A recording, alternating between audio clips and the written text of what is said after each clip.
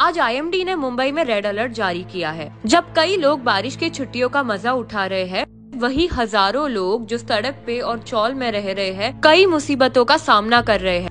आज हम भी एक चौल में मौजूद हैं और आमची मुंबई टुडे के थ्रू हम आपको यहाँ की असलियत दिखाएंगे।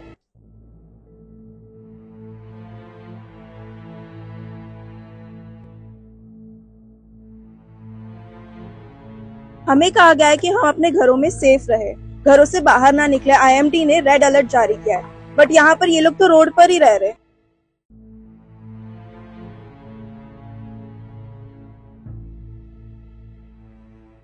कपड़ा लिए सब गिल्ला हो गया, कपड़े विपड़े सब बारिश में गिले हो गए।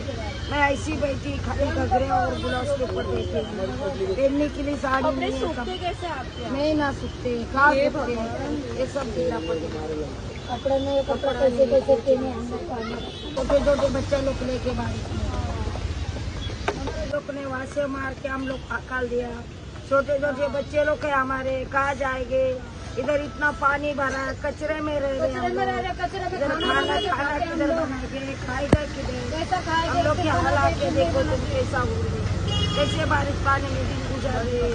चूहा बच्चे लोग को चूहा काट रहे। बच्चा कितने साल का है? ये 6 महीने की 6 महीने की बच्ची आई।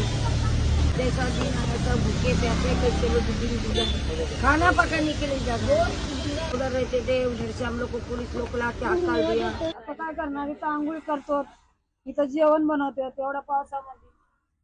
आता जसं आता पावसात भिजूनच आपल्याला खायचं, नाही खाल्लं तर कसं चालणार? आम्ही लोक लहानपणापासून आहेत ना, आमचं लग्न पण इथं झाले, आमच्या मुलाचे लग्न इथं झाले आणि आम्ही गेल्या वर्षी पण असंच पाणी भरलेला, त्याच्या पहिल्या वर्षी पण असंच पाणी भरलेला, पण आम्ही जाणार कुठं? आम्हाला हायच नाही घरद्वार, आम्हाला घर असतं आम्ही राहिलो असतो असं फुटपायरीला। पण तुम्ही लोकांनी विचार करायचा ना, अरे म्युन्सिपाल्टीवाल्यांनी विचार करायचा। म्युन्सिपाल्टीवाल्याला माहिती आहे आम्ही एवढ्या एवढ्या वर्षापासून इथं राहतो करून, कुठल्या म्युन्सिपाल्टीवाल्यांना नाही माहिती, कुठल्या नेत्याला नाही माहिती, सर्व नेत्याला पण माहिती। पण या लोकांनी काय केलं, आम्हाला हाकलून दिलं, आमच्या मुलाला कला पण मारलं त्या लोक असे शाळावाले लोकांनी। मग आम्ही कशी परिस्थिती काढणार? नाही स्वतःची जागा तर भाड्याचं तर द्यायचे ते पण नाही। अरे आम्ही उपाशी राहून तरी पण काहीतरी केलं असतं ना। मग हे विचार त्या लोकांनी करायला पाहिजे। आता मी तर परमेश्वराला एवढी प्रार्थना करते, जेव्हा परमेश्वरा हा कसा पण दुश्मन असू दे आणि कुठला पण गोरी गरीब असू दे, पण तो चांगला राहू दे। आता मजबुरी आहे ताई, मजबुरीच्या शिवाय काय होऊ शकत नाहीये। मजबुरी असली तर कोण हे करू शकतंय का? मजबुरी नसते तर आम्ही इथं राहिलो पण नसतो। तू भाड्याच्या रूमाचे पण पैसे दिले नाहीस ना, कशाचे दिले नाहीस, तुला पाहिजेच का? मग आम्हाला इथनं काढतो तर आम्हाला कुठं तरी एक सारा तर दे। कम से कम 10-15 जण राहतो। भंगार आहे ना, भंगार येथून काढतो। पाऊस उघडला तर आम्ही बाहेर झोपतो।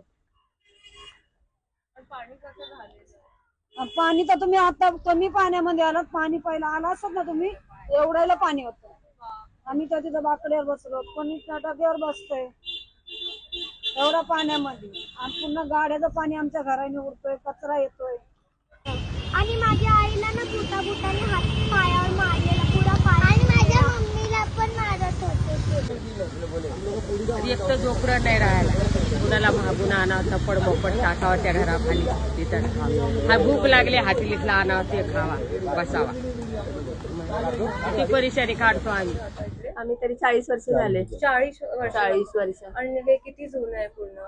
भरपूर म्हणजे त्याच्या माग म्हणजे त्याच्या इकडे बिल्डिंग आहे पूर्ण आहे। पूर्वी इकडे एकही बिल्डिंग नव्हती, पूर्ण आता बिल्डिंग झाल्या तिकडे। पीएमसी वाले येऊन एक सर्वे वगैरे करून जातात, आणि इकडे पाठीमागे रोड आले ना, तर ते लोक बोलतात की तुमचा रोड कटिंग मध्ये जाणार। त्यामुळे आम्ही हे रूम पण विकून जात नाही दुसऱ्याचे। आमची लहान लहान मुले रात्रभर आम्हाला जागृत करावं लागतं। आज माझी सासू आजारी आहे, पण आम्ही तिला दुसरीकडे ठेवलेलं आहे। पाण्यामध्ये कसं ठेवणार आम्ही? नेता नेहमीच येऊन स्टिकर लावून जातात, दुसरं काहीच काम करत नाही, काहीच काम करत नाही नेता। नेत्यापासून आम्हाला काहीच फायदा नाही, पूर्ण इकडे बघायचं नाही। बस असे कित्येक जण असे इथेच वैतागून रूम विकून गेले, त्याप्रमाणे आता आम्ही पण तेच ठरवलेलं आहे, विकायचं नाही। असं वाटतं की आम्ही इथे 40 वर्ष राहिलो ना, आमचं सुद्धा काहीतरी होऊ शकतं ना, यासाठी आम्ही ते थांबलेलो आहे, पण त्याच्यात काहीच होत नाही। तुम्ही जरा अजून 1 तास पहिले आला असतात ना, तर अक्षरशः तुम्हाला रिअल मध्ये सगळं काही बघायला मिळालं असतं।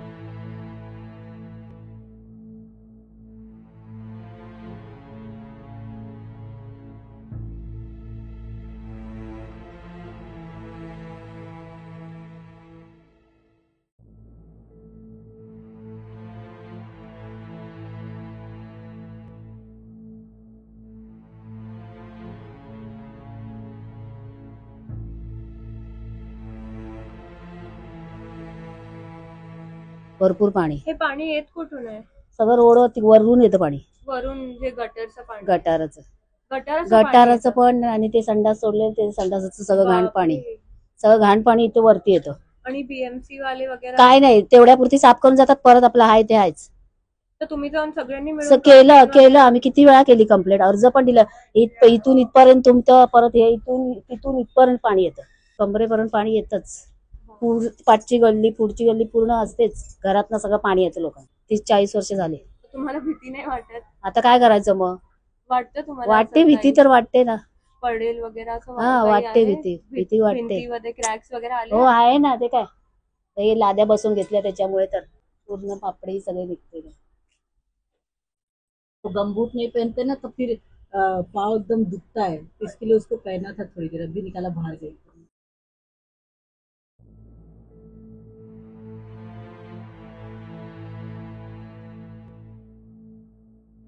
गटराचं पाणी इथून येते बघा, दाखवते.